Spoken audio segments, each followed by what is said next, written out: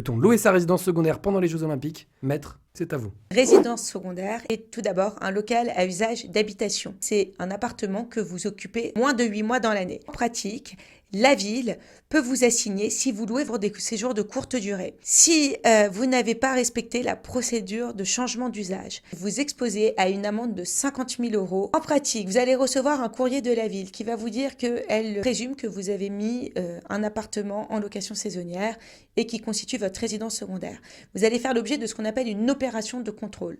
Ce que je vous conseille, c'est de faire appel à un avocat qui est compétent à la matière, qui va pouvoir lui rédiger donc un courrier en réponse à ce que vous ne soyez pas assigné par la suite. Dans 80% des cas, vous risquez d'être assigné. Si ça va en contentieux, il y a plusieurs moyens pour tenter de faire tomber cette amende. Mon cabinet a gagné plus de 90% de ces dossiers entre 2021 à ce jour. Il faut savoir que la ville, pour faire tomber cette assignation, doit rapporter la preuve de l'usage du logement au 1er janvier 70, avec des pièces qui sont souvent ce qu'on appelle des fiches foncières.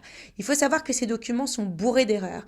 Et moi, mon rôle en tant qu'avocat, c'est de faire tomber cette pièce. Si on la fait tomber, on a gagné le dossier. Ça ne veut pas dire que vous pouvez continuer à louer, mais en tout cas, ça veut dire que vous ne serez pas condamné. Il existe des cas où on ne peut pas faire tomber ces pièces. Dans ce cas-là, le montant de l'amende est réel et le juge va déterminer son quantum en fonction du profil du contrevenant. Parallèlement à cela, il faut savoir qu'il y a une proposition de loi qui est destinée à durcir le régime des locations saisonnières des résidences secondaires pour augmenter cette amende afin de la passer de 50 000 à 100 000 euros, mais également la charge de la preuve.